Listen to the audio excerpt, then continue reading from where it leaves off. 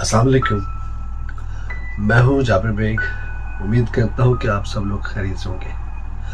राहत तंदूरी साहब का एक कलाम है, कहते हैं कि इंसाफ जालिमों की हिमायत में जाएगा, इंसाफ जालिमों की हिमायत में जाएगा। ये हाल है तो कौन अदालत में जाएगा।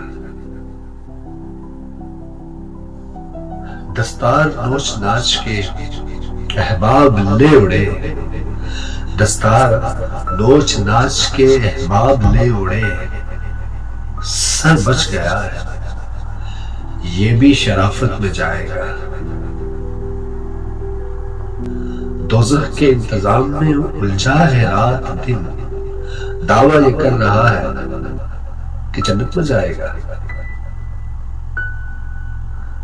और खुशफहमियों की भीड़ में तू भूल क्यों गया, खुशफहमियों की भीड़ में तू भूल क्यों गया।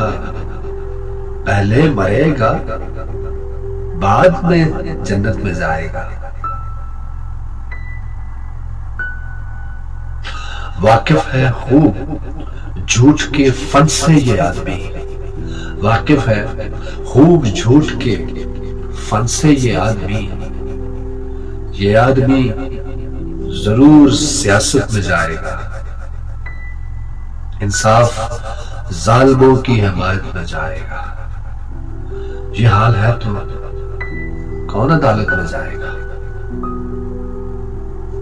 अदालत